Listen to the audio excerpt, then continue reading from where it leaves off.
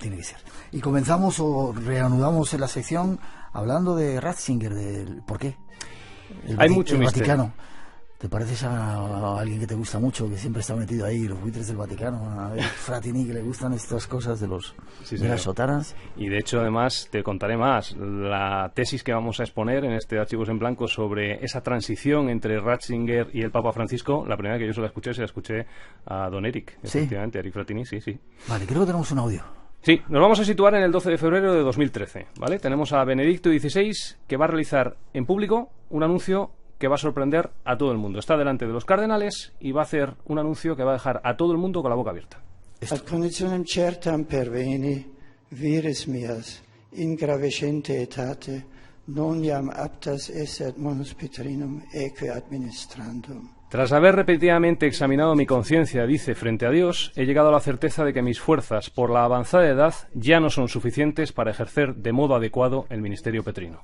Eso es lo que decía. Por primera vez en 600 años, un papa dimite, se va. El mundo se queda paralizado, con la boca abierta. Imagínate las caras de los cardenales, absolutamente increíbles. Además, pero ya empieza el misterio, es decir, el papa es evidentemente mayor, Benedicto XVI. Han sido muy mayores, ¿no? Pero es que ahora, Francisco, que viene con nueva ímpetu, es que ya tiene 80 años. Entonces, dice, esa es la primera de nuestras pistas, dice... No habla de enfermedad, no habla de problemas de salud, habla de una falta de fuerza, por la edad, pero una falta de fuerza. ¿Una falta de fuerza para qué? Eso es lo que vamos a intentar dilucidar esta noche en los Archivos en Blanco. Creo que hay más información, ¿no? Las informaciones de la prensa sobre el Vaticano. Sí, es que además hay que tener en cuenta que en Roma, los periodistas tenemos unos géneros periodísticos, ¿no? Que nos enseñan cuando estudiamos, nos adecuamos a ellos y demás. En Roma es única en todo el mundo porque hay otro género o otro subgénero más, que es la información vaticana. Es una auténtica, es un género rosa, o sea, como si fuese, van desde rumores, del rumor más mundano y más tal, a cosas oficiales, ¿no? Que pueden pasar. Eso pasa en la prensa de Roma, no solo en el Observatorio Romano, o sea, hay páginas y páginas de internet, de radios, de televisión. Esa va a ser una de nuestras fuentes. Y una cosa, me gustaría aclarar que vamos a hablar, esta noche estamos hablando de una institución humana. Es verdad que tiene que ver con religión, como no, pero es una institución humana, ¿eh? Y así se reconoce la propia, los doctores de la Iglesia, los papas, saben que todo lo malo que pueda tener la Iglesia es porque es una institución humana. Bueno, en esa prensa de asuntos vaticanos vamos a encontrar, va a ser nuestra fuente, y vamos a encontrar nuestra segunda pista. Te voy a leer unas palabras de alguien que no es Ratzinger, pero que sabe mucho de la curia, ¿vale? Mucho de la curia. Cuéntame. En diciembre de 2016 esta persona dice: no son las arrugas lo que hay que temer en la Iglesia, sino las manchas, ¿vale? En diciembre de 2014, 2 años antes, esta persona que, como te digo, sabe mucho de la curia vaticana, dice que este órgano, este conjunto de dicasterios a través del cual se gobierna el Vaticano, dice esta persona en diciembre de 2014 que sufre una serie de enfermedades y las enumera. La enfermedad de sentirse inmortal, la enfermedad del endurecimiento mental y espiritual. Ojo que está hablando de los cardenales, ¿eh? La enfermedad del Alzheimer espiritual, la enfermedad de la rivalidad y la vanagloria, la enfermedad de las habladurías, la enfermedad de la indiferencia hacia los demás, la enfermedad de la cara de funeral, o también habla de la enfermedad de la ganancia mundana del lucimiento. Toda una fotografía, una imagen de lo que puede ser una sociedad, ¿no? ¿Quién es esta persona de la que nos hablas? ¿Quién es este colega que ve tan claras las cosas? Arrugas, no son arrugas, son las manchas. Es el Papa Francisco. ¿Qué me dices, Es el Papa Francisco. Cuando todavía no había aparecido en primera línea, no, ni era Papa. Cuando ya era Papa. Cuando ya era Papa. Estas palabras, que están accesibles a cualquiera que quiera encontrarlas por internet, son muy duras porque démonos cuenta de que está, por cierto, sus referencias a enfermedad, curas y ese tipo de cosas, cuando habla de la curia, son permanentes. Pero está hablando a personas que no son simples sacerdotes, que no son simples presbíteros. Son personas que tienen altísimas ocupaciones en la Iglesia Cristiana Católica, entre ellas elegir al sucesor de la cátedra de Pedro. Y les está recordando cosas que en principio deberían ser muy básicas. Está hablando de bondad, de caridad, de pensar en lo importante, de humildad, de misericordia, de conceptos que deberían estar superados en principio, ¿no? Quizá por eso renunció Benedicto XVI cuando vio que estaba todo esto tan enmarañado con esa gente. Es que ahí nos vamos acercando. La corrupción dentro de la curia y la imposibilidad de hacerla frente es lo que se comenta. Por ejemplo, muy al final ya del papado de Benedicto XVI, salta un escándalo que podría ser cualquier escándalo político de los que en España sabemos muchos, pues salta en el seno del Vaticano. El secretario de Estado Benedicto XVI, Tarcisio Bertone, bueno, pues entre otras, bueno, estaba muy cuestionado dentro y fuera, había muchos conatos de escándalos, pero es que hay un escándalo, ya te digo, que puede ser de cualquiera de los que escuchamos en los telediarios o vemos en los periódicos. Se reforma un ático en el que vive. Se gastó una pasta. 422.000 euros, pero es que además se supone, hay investigaciones periodísticas que apuntan a que 200.000 de esos 422.000 podrían salir de fondos que estaban destinados a la construcción de un hospital infantil. Yeah. Eso es una especie de guinda horrible que acaba de desmoronar todo. Hay que tener en cuenta que en el ADN del Vaticano está grabado el secretismo y la discreción.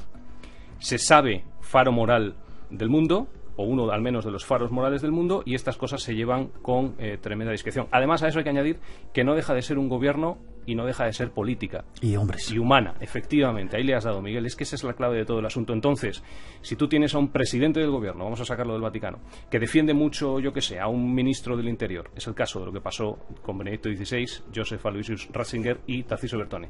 Un ministro del Interior. Y resulta que el ministro del Interior está muy cuestionado y de repente sale un escandalazo de estos de que derriba a un gobierno.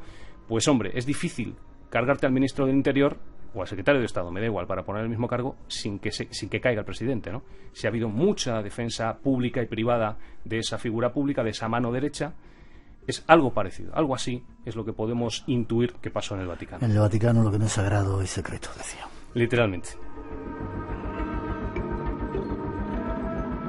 Archivos en blanco, tratando de dar sentido a algunas de las cosas que ocurren. La prensa romana definió a Benedicto XVI como un pastor rodeado de lobos. Había mucho lobo alrededor, ¿no? Ahí les da. Además, eso que acabas de mencionar es literal, ¿eh? Eso salió publicado tal cual. Un pastor rodeado de lobos. Seguramente era así. Recordemos, por ejemplo, la filtración que hay de su mayordomo, de su mano derecha, el sacerdote de confianza del Papa Benedicto XVI, se llamaba Paolo Gabriele.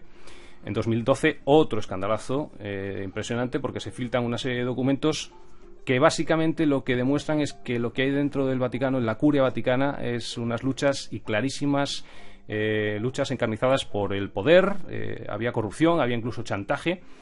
Fíjate, otra de las pistas que tenemos para saber que lo de el Papa Benedicto XVI dejando la cátedra de Pedro no fue simplemente la edad. A este hombre, a Paolo Gabriele, le juzga la justicia vaticana. Le encuentra culpable de filtrar esos documentos, ¿de acuerdo? Bien, los documentos que, imagínate, bueno, fueron los famosos Batilix. Bien.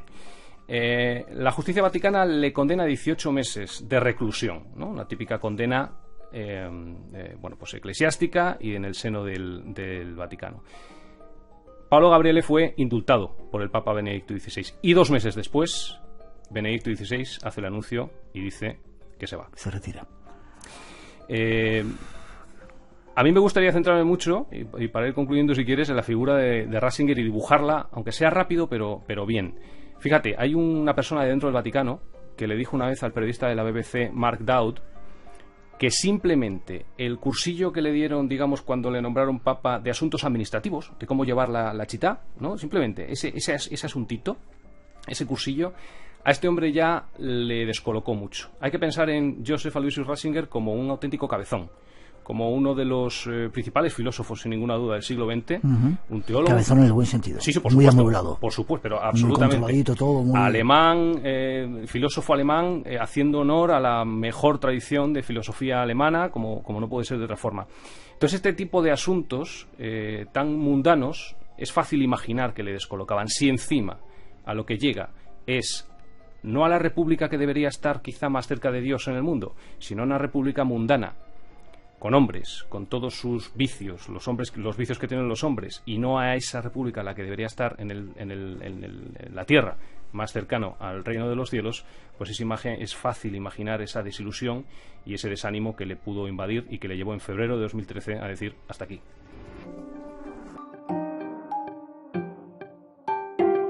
Y el dinero siempre por ahí, ¿no? Las cuentas, el dinero y demás. Es que además eso lo complica todo. Ya sabes que en las cuentas del Vaticano y la banca vaticana ha sido un escándalo permanente que nunca se ha cerrado del todo y que ha sido el quebradero de cabeza de más de un papa de los 2 últimos siglos. Un dato, y aquí te introduzco otro nombre, y que además suma la tesis esta que estamos intentando dilucidar en los archivos en blanco.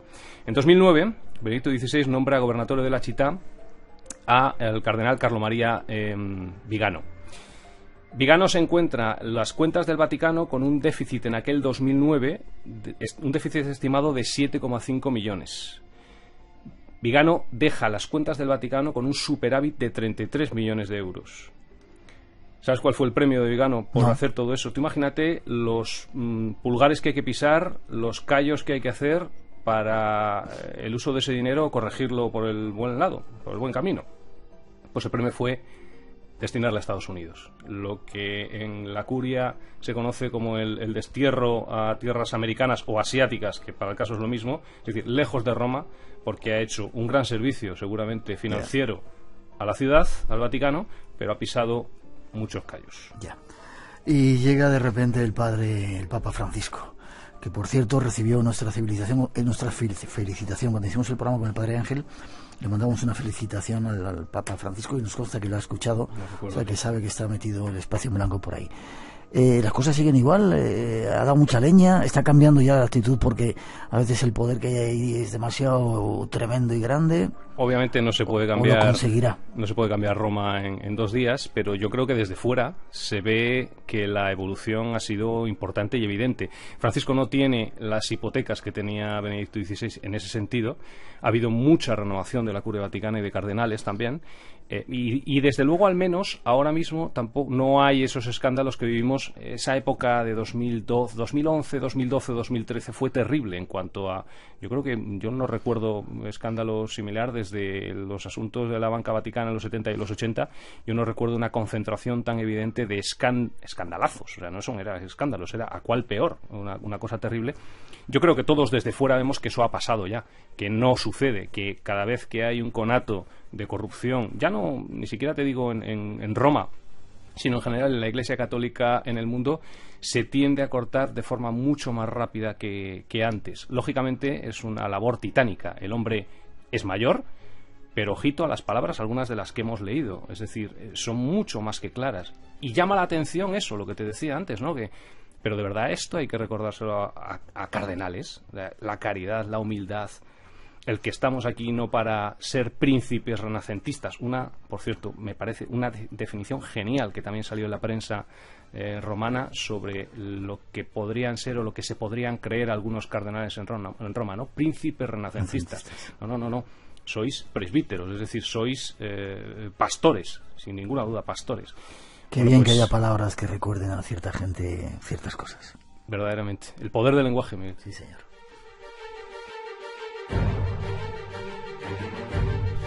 Hoy hemos tratado de que lo sagrado no fuera tan secreto, dando estos datos acerca de las razones de Ratzinger.